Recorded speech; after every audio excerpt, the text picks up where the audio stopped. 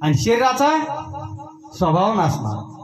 किती जरी अशा प्रकारचं शरीर तुम्ही ठेवलं, हो, जडपून दापून नाही राहणार बा। कारण काय, शरीर जात आगवी नाशिवंत स्वभावे, म्हणून तो आज होऊन जावे पंढुकरा। बस पंडू राजाच्या अर्जुना, तुला भोग करतो मी सांगतो।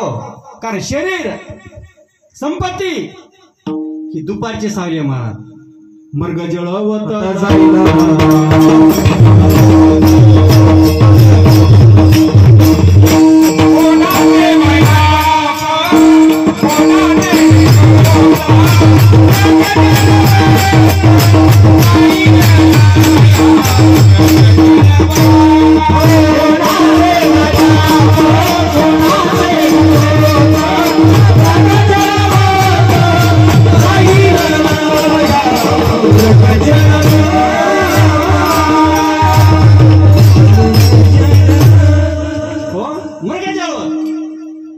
मृगजळ पाहिले सकाळी दिसते का नाही,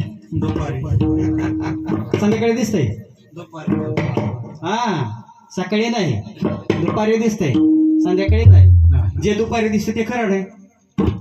मागली दुष्काळ पडले होते, उकर भूमीचा त्या ठिकाणी प्रकार अशा प्रकारचा संबंध आल्यानंतर झाड्या दिसतात महाराज। हो, पाणी येतं का त्याच्यातून? पाणी येत नाही, पाणी मिळत नाही, हो, टिकत नाही, हो, राहत नाही, हो, क्षणिक आहे महाराज। तसे शरीर असणारे क्षणिक आहे महाराज, मृगजळाप्रमाणे। त्या नरद्यात असणारे त्या ठिकाणी तुम्ही आलात, मृग जळवत जाईल।